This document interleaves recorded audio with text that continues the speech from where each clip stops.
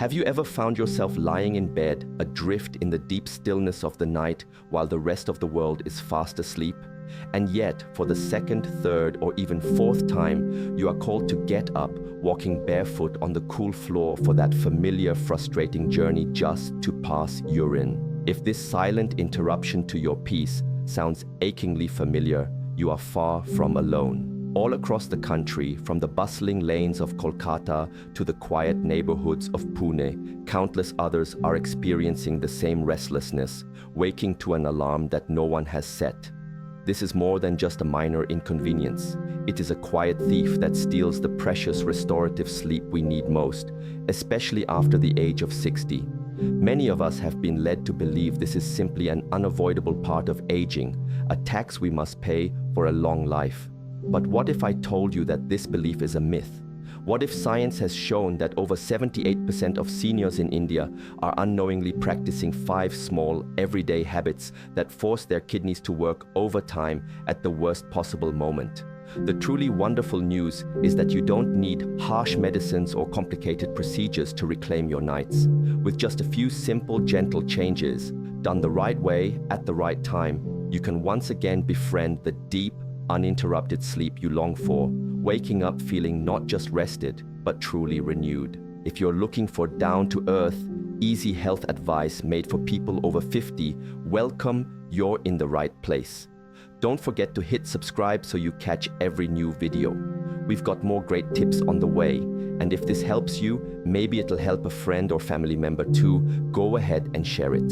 Let's keep each other healthy and informed. There is a quiet belief many elders carry, a resigned acceptance that waking up several times a night to urinate is just how life is. In the world of medicine, however, this condition has a name, Nocturia, and it is not considered a natural or mandatory part of growing older. Instead, it is a clear signal from your body that something in your daily rhythm may be out of balance. Consider the story of Uncle Diendra from Ahmedabad, a vibrant 72-year-old man who found himself waking up 4 to 5 times every single night. At first, he dismissed it as old age, but slowly he noticed his daytime vitality fading. An exhaustion clung to him like a damp shroud.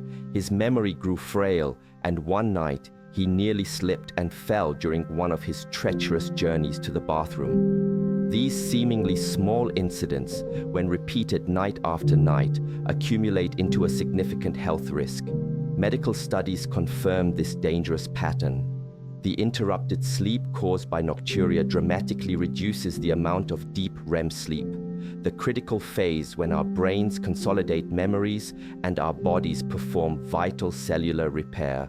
Without this deep healing phase, the body remains tired, the immune system weakens, and our mood can become unstable and heavy. These broken nights are the silent enemies of our health and rejuvenation. But here is the wonderfully encouraging truth.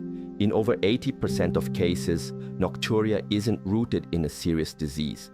It stems from very specific controllable habits, such as what time you have your dinner, how much water you drink in the evening, or even the temperature of your bedroom. The most beautiful part is that these are all within your power to adjust, and as you do, your body will naturally rediscover its balance, making peaceful, uninterrupted sleep possible once more. One of the most common yet overlooked triggers for nighttime awakenings is the consumption of too much liquid or watery foods within 3 hours of bedtime. Many people diligently avoid a glass of water right before sleeping, but the truth of the matter is far more nuanced. In so many Indian households, dinner is a comforting ritual, often followed by a nourishing bowl of hot dal, a few slices of juicy watermelon for dessert, or perhaps a warm, soothing cup of ginger tea before settling down for the night. These seemingly healthy and comforting choices can, in fact, be the quiet culprits placing undue pressure on your bladder as you sleep. Take the experience of Auntie Kamala Devi, a 72-year-old from Jaipur who for years found herself waking 4 or 5 times each night. Desperate, she tried everything, from avoiding water after 9 p.m. to consulting doctors about medication. "I felt like a night watchman," she once lamented, constantly on guard, guarding my own bladder. It was only after a detailed consultation that she discovered a surprising truth. Her comforting evening bowl of rasam and her nightly cup of chamomile tea were the very things disrupting her rest. Following her doctor's advice, she created a strict liquid cutoff time, 3 hours before she went to bed. This meant no more water-rich fruits, no milk, no soups, and no tea in that window. The results were astounding. Within just 2 weeks, she began waking only once a night. Soon after, she started sleeping right through until morning, something she hadn't experienced in over a decade. This simple change allows the body to produce more vasopressin, a natural hormone that signals the kidneys to reduce urine production during sleep. The outcome isn't just deeper sleep, but a profound feeling of lightness and clarity upon waking. As Auntie Kamala joyfully shared, one small change, skipping that cup of tea, brought back my entire night's rest. I feel like I've regained 10 years of my life. Another significant factor is the timing of our dinner and the inclusion of natural diuretics in our evening meals.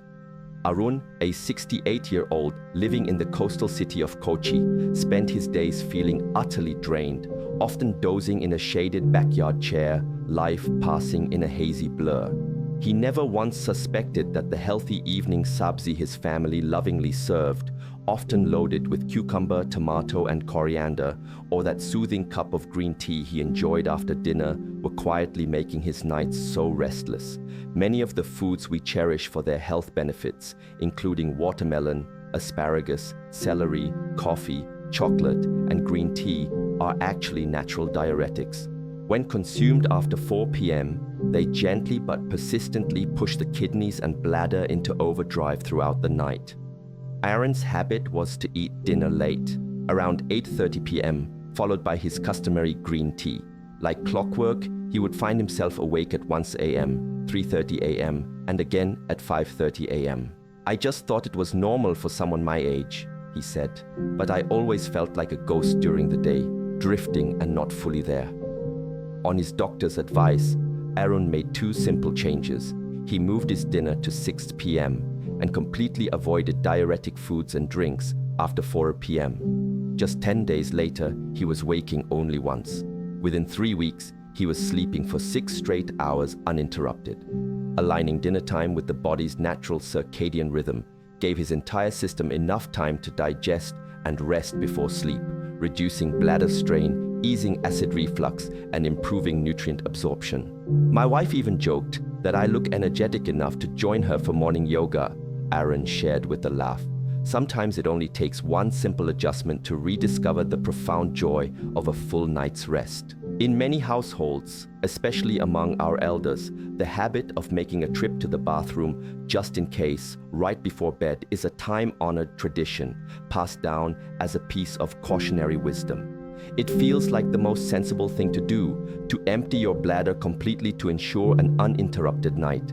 But what if this well-meaning ritual is inadvertently training your body into the very cycle of restlessness you're trying to avoid?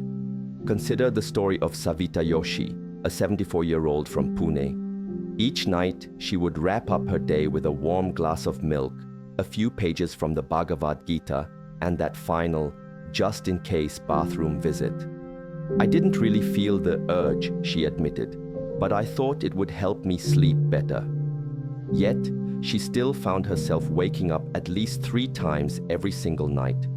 A respected urologist explained that the bladder is made of muscle, and like any muscle, it can be trained. When you frequently empty your bladder, even when it's not full, it starts to shrink its capacity and send out urgency signals at much lower volumes, sometimes with as little as 100 milliliters of urine, instead of its normal capacity of 300 to 500 milliliters. The result is frequent wake-ups for barely a trickle. With her doctor's support, Auntie Savita began to retrain her bladder. She adopted what he called the true urge principle, only visiting the toilet when there was a genuine, undeniable need.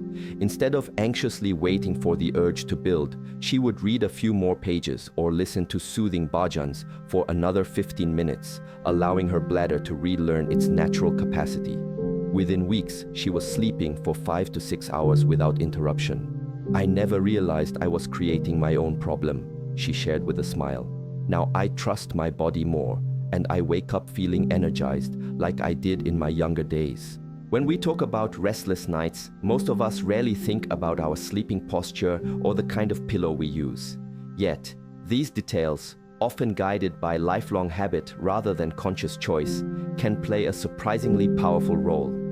Mr. Shankar Menon, a 71-year-old retired mathematics teacher from Kochi, had slept on his stomach for over 30 years, believing it kept his heartbeat calm and steady. After years of struggling with severe nocturia, he finally consulted a sleep specialist who offered a startling insight. His sleeping posture was silently putting direct physical pressure on his bladder. Sleeping on the stomach, or in any position that compresses the abdomen, can create a false signal of fullness, prompting the body to wake up. Furthermore, poor circulation during the day can cause fluid to pool in the legs, which then returns to the bloodstream when you lie down at night, forcing the kidneys to work harder while you're trying to sleep.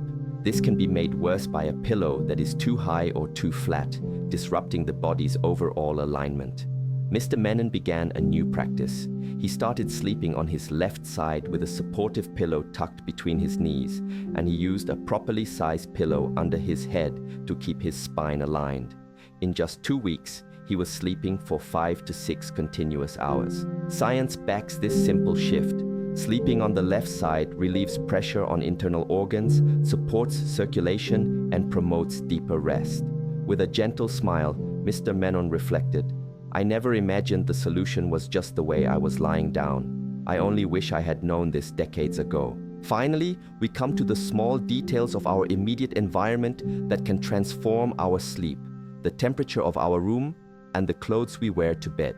In many homes, great attention is paid to bedtime rituals like a cup of turmeric milk or a quiet moment of prayer, yet one of the most powerful factors might be the very air we breathe and the fabric against our skin. Take Mrs. Carla Devi, a 69-year-old from Chennai who, for years, slept in a sealed room without a fan, wearing thick flannel pajamas, even in the summer. She believed this cocoon of warmth helped her drift off, but every night she would wake up multiple times, drenched in sweat and feeling agitated. Experts explained that when the body gets too warm, it increases blood circulation to the skin to cool itself down. This increased blood flow passes more fluid through the kidneys, leading to more urine production and more bathroom trips. Mrs. Kamala made 2 simple but profound changes. She switched to light, breathable cotton nightwear and kept her windows slightly open with a small fan circulating the air. In just 1 week, her awakenings were cut in half. "I always blamed my age," she said, "but it turns out it was just my pajamas and the heat."